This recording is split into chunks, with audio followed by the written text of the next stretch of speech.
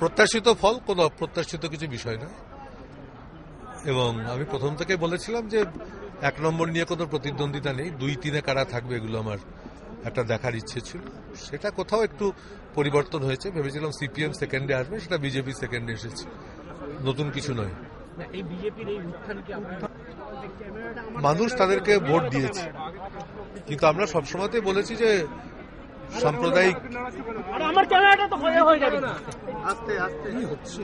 সাম্প্রদায়িকতার ছোঁয়াচ থেকে মুক্ত হতে হবে এই দলকে। এদেরকে মানুষ তো কিছু ভোট দিয়েছে, সে তো অস্বীকার করে উপায় নেই, এবং সেই ভোটটা শতকরা আনুপাতিক হিসাবে কিছুটা বেড়েছে। কিন্তু অত্যাচারী সিপিএম বাংলা থেকে প্রায় নির্বাসন হওয়ার সময় এসে গেছে। কোথাও যদি একটু অ্যালার্মিং খবর থাকে তো একটা স্যাটিসফ্যাকশনেরও খবর আছে। এই মানুষগুলো ক্রমাগত মমতা ব্যানার্জিকে আক্রমণ করা, আক্রান্ত করা, এবং আমি বারবার একটা কথা বলতাম, যে মুখগুলো আর বাজারে বিকোবে না, বুদ্ধদেব বাবু, বিমানবাবু, গৌতম দেব, এই মানুষগুলোকে যেতে হবে, নতুন মুখ আনতে হবে যদি সিপিএমকে আবার ঘুরে দাঁড়াতে হয়।